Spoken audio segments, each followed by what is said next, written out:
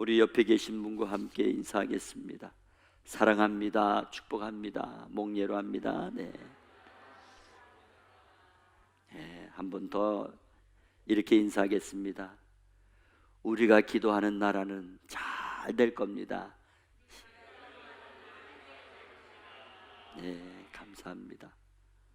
오늘 말씀의 제목은 나라를 살리는 성도라는 제목으로 함께 은혜를 나누겠습니다.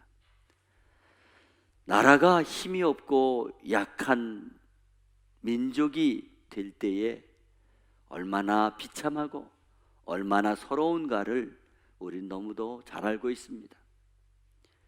특별히 국제사회에서 나라가 약하면요, 인권 문제라든가 또는 스포츠 경기에서 보면 지나치게 편파적인 판정이 빈번하게 많이 일어나곤 합니다. 사실 과거에 우리나라가 선진국에 비해서 모든 실력이 다 뒤처지죠. 뒤처져요. 그래서 패배하는 것 우린 인정합니다. 그런데 패배하는 것도 속상한데 문제는 그 게임 운영에 있어서 약소국가의 서름을 많이 받았다는 것입니다. 예를 들면 상대 선수는 여러 번 반칙을 했는데도 관대하게 보는가 하면 어쩌다 한번 우리 선수들이 반칙을 하게 되면 즉시 경고를 한다든지 퇴장을 시킨다는 겁니다.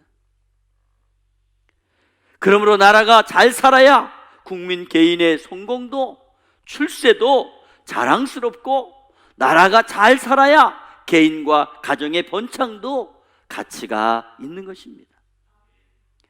제가 2년 전에 미국에 갔을 때에 공항에서부터 한글로 된 그런 것들이 많이 있더라고요. 영어로 돼 있고 또 한글로 돼 있고 일본어로 돼 있고 중국어로 돼 있고. 여러분, 세계의 나라가 얼마나 많은데 그 나라 중에서요, 우리나라가 이렇게 대단한 나라가 되었다는 거예요. 얼마나 감격했는지 몰라요. 여러분, 동남아를 한번 가보세요. 우리나라가 얼마나 잘 사는 나라가 되어 있습니까? 얼마나 힘 있는 나라가 되어 있습니까? 나라가 잘 되면 우리의 소리도 낼 수 있고, 어려운 나라들도 도와줄 수 있고, 또 나라의 덕도 볼 수 있는 겁니다. 이번에 코로나19로 인해 가지고 우리나라에서 비행기 보내 가지고 또 돌아오신 분들도 있잖아요. 이렇게 나라가 잘 살아야 국민에게도 많은 혜택이 있고, 또 마음껏 선한 일도 행할 수 있는 것입니다. 그러나 나라가 어렵고 궁색하면 모든 것이 풍전등화처럼 바람 앞에 날아가는 거예요.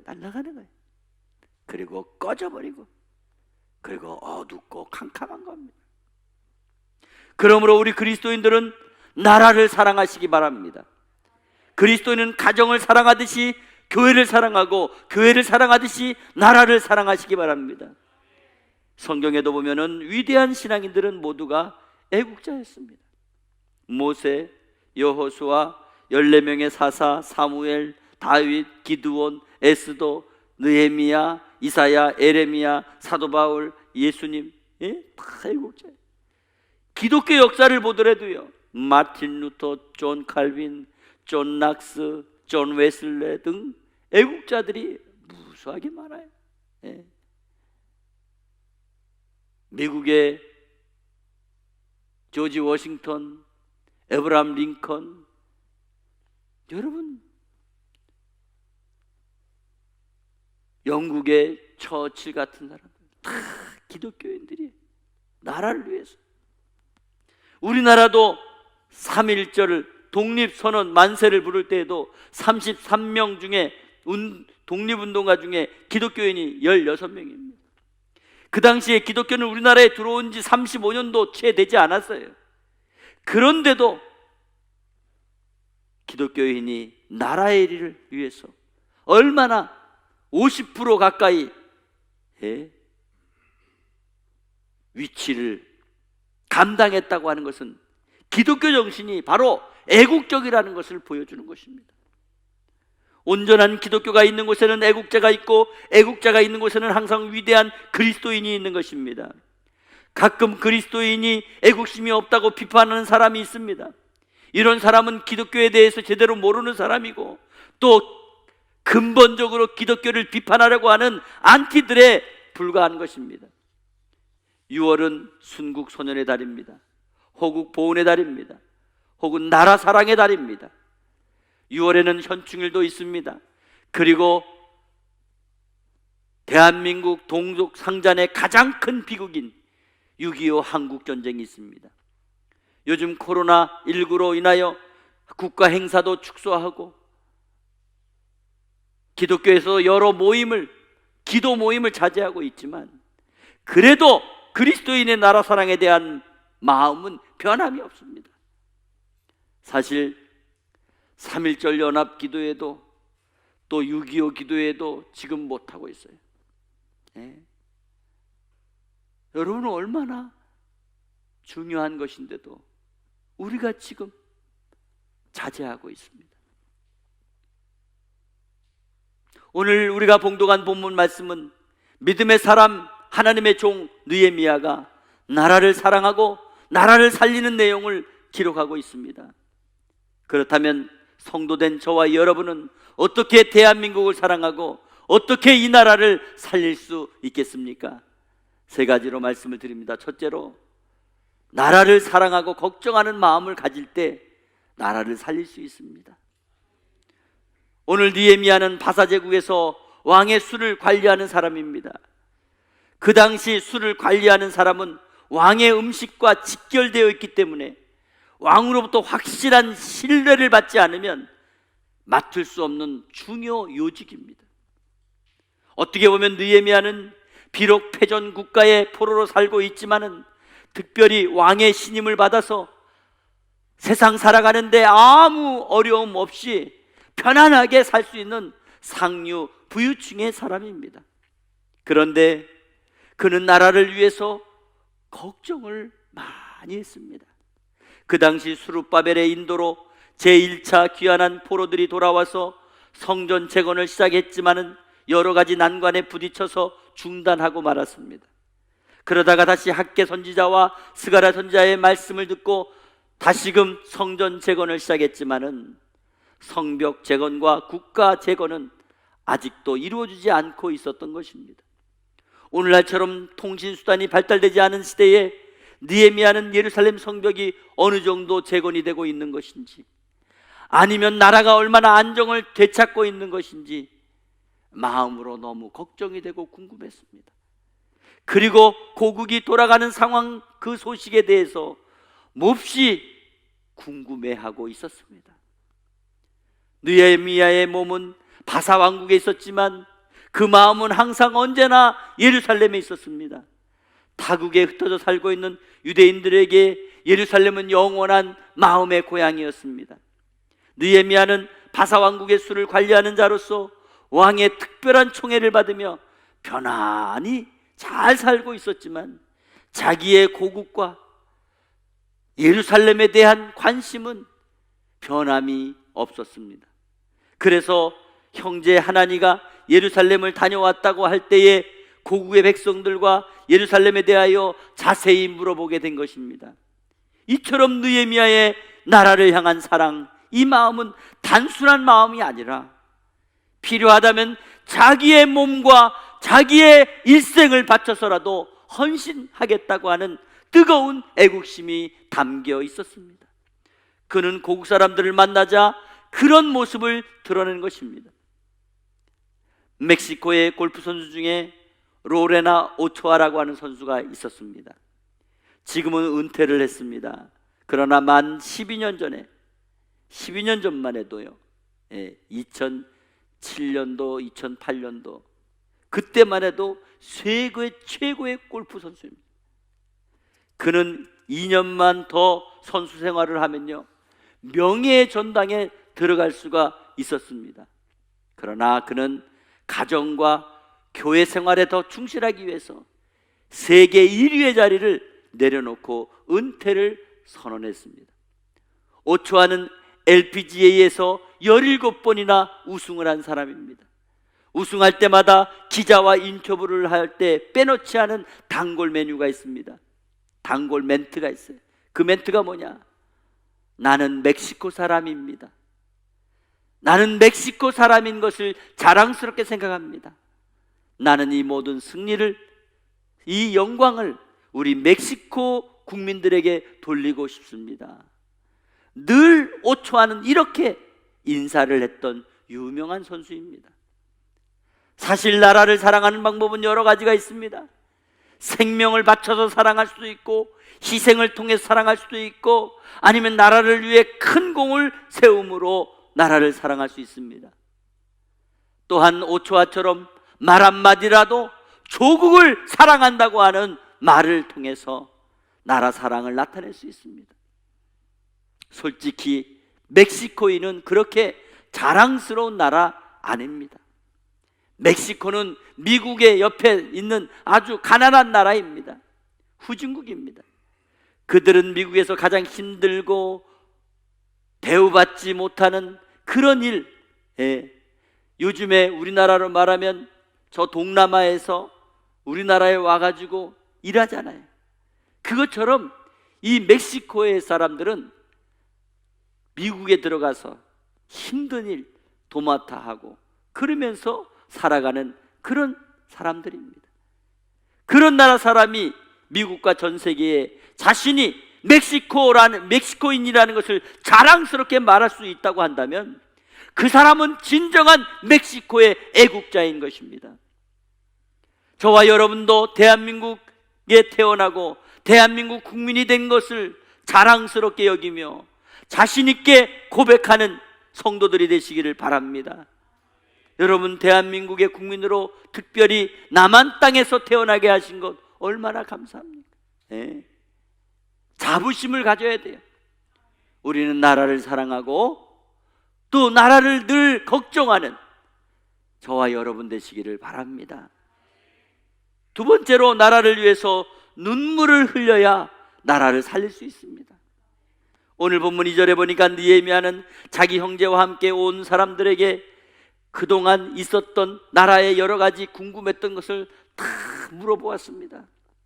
그때 그들이 들려주는 소식은 오늘 본문 3절 하반절에 이렇게 나와 있습니다. 거기에서 큰 환난을 당하고 능욕을 받으며 예루살렘 성은 허물어지고 성문들은 불탔다 하는지라 그랬습니다. 큰 환난을 당하고 있고 능욕을 받고 있고 예루살렘 성은 허물어지고 성문들은 불탔다는 겁니다. 이 소식을 전해 들었던 느헤미야는 큰 충격을 받고 여러 날 동안 통곡을 하며 울었습니다.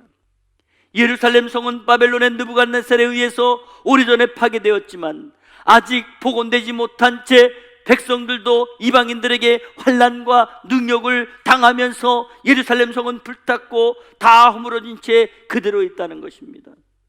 이런 민족의 비참한 소식을 전해 들었던 느헤미야는 그 자리에 주저앉아 눈물을 흘리며 통곡하고 금식을 시작했습니다.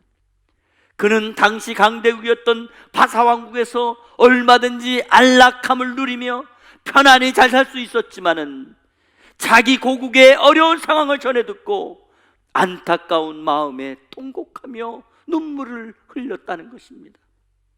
느헤미야는 자기 민족이 당하는 아픔과 고통이 마치 자기가 당하는 것처럼 아프고 슬퍼했다는 것입니다. 이것이 바로 나라를 사랑하는 마음입니다. 그리스도인은 나라와 민족의 아픔과 슬픔을 자기가 당하고 있는 것처럼 생각하고 눈물을 흘리시기를 바랍니다. 1960년대 낙후된 땅 아시아에서 가장 가난하게 사는 국가로 낙인 찍혔던 1960년대 우리나라는 당시 자원은 사람밖에 없었습니다. 그래도 가발을 만들어서 가발로 수출 수입을 얻기도 했지만은 더 이상 우리나라의 상업은 길이 없었어요. 그러나 사람이 있었어요. 그래서 1963년 12월 인력 수출 제1호로 서독에 광부와 간호사를 보내게 되었습니다. 그리고는 얼마 후에 고 박정희 대통령과 영부인이 소독을 방문했습니다. 그때 그곳에서 일하고 있던 젊은 광부와 간호사들을 만나가지고 끌어안고 눈물을 흘리고, 그때 박정희 대통령이 이런 말을 했습니다. 지금 나는 몹시 부끄럽습니다. 대한민국 대통령으로서 무엇을 했는지 가슴에 손을 얹고 생각해 보았습니다.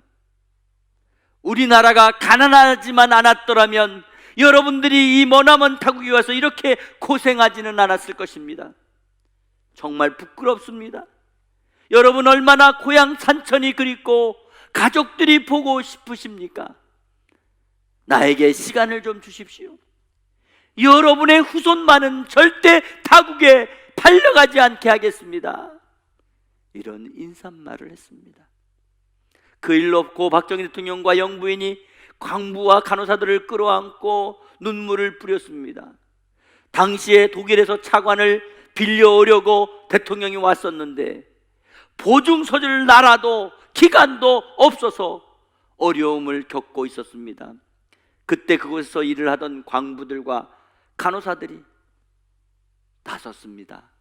그리고 그들이 얘기했습니다. 우리나라 돈 좀 빌려주세요.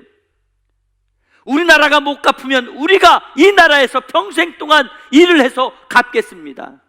우리가 보증 쓰겠습니다.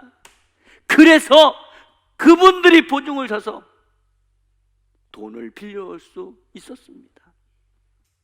나라가 어려울 때 근로자들이 외국에 나가 남의 나라에서 평생 머슴살이를 할 각오를 하고 대한민국을 도왔습니다.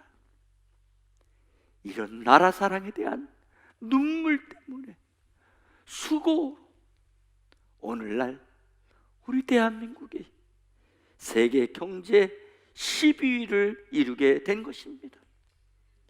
세상이 어떻게 변하든지, 정치가 어떻게 바뀌든지 제자리에 서서 모든 고통과 어려움을 인내하며 자기의 역할을 묵묵히 눈물로 희생적으로 감당해낸 자들이 있기에 이 나라가 이제 세계 중심에 설 수 있게 된 것입니다.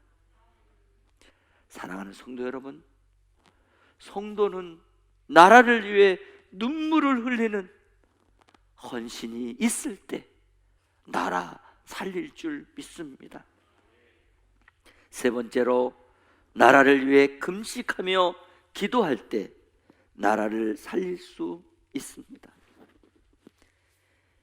이스라엘의 패망 소식은 느헤미야에게 큰 슬픔과 충격이었습니다. 그는 며칠 동안 망연자실하고 눈물과 슬픔으로 지냈습니다. 그러나 아무리 깊고 아무리 큰 슬픔을 가지고 있다 하더라도 그 슬픔에만 빠져 있다면 무슨 소용이 있습니다. 그것은 감정에 지나지 않는 것입니다. 느헤미야는 연약한 무릎을 일으켜서 하나님께 금식하며 기도하기 시작했습니다. 그것이 오늘 본문 5절에서 7절의 말씀입니다. 제가 읽어드리겠습니다. 이르되 하늘의 하나님 여호와 크고 두려우신 하나님이여, 주를 사랑하고 주의 계명을 지키는 자에게 언약을 지키시며 긍휼을 베푸시는 주여 간구하나이다. 이제 종이 주의 종들인 이스라엘 자손을 위하여 주야로 기도하오며 우리 이스라엘 자손이 주께 범죄한 죄들을 자복하오니 주는 귀를 기울이시며 눈을 여시사 종의 기도를 들으시옵소서. 나와 내 아버지의 집이 범죄하여 주를 향하여 크게 악을 행하여 주께서 주의 종 모세에게 명령하신 계명과 율례와 규례를 지키지 아니하였나이다. 사랑하는 성도 여러분, 오늘 이스라엘 민족의 죄악을 느헤미야는 자기의 죄처럼 회개하는 기도를 드리고 있습니다.